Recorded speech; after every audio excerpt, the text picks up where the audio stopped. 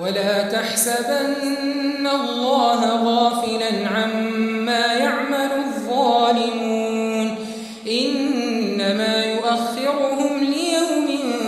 تشخص فيه الأبصار مهطعين مقنعي رؤوسهم لا يرتد إليهم طرفهم وأفئدتهم هواء وأنذر الناس يوم يأتيهم العذاب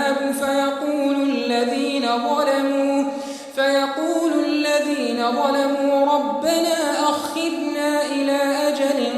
قريب نجب دعوتك ونتبع الرسل أولم تكونوا أقسمتم من قبل ما لكم من زوال وسكنتم في مساكن الذين ظلموا أنفسهم وتبين لكم كيف فعلنا بهم وضربنا لكم الأمثال وقد مكروا مكرهم وعند الله مكرهم وإن كان مكرهم لتزول منه الجبال فلا تحسبن الله مخلف وعده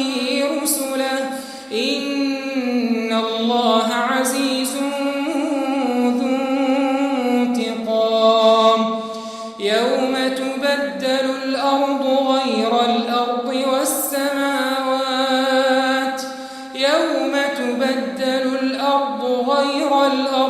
والسماوات وبرزوا لله الواحد القهار وترى المجرمين يومئذ مقرنين في الأصفاد سرابيلهم من قطران وتغشى وجوههم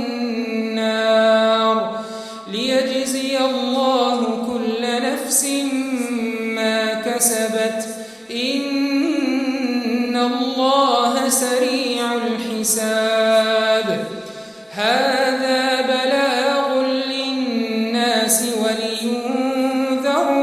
به وليعلموا أن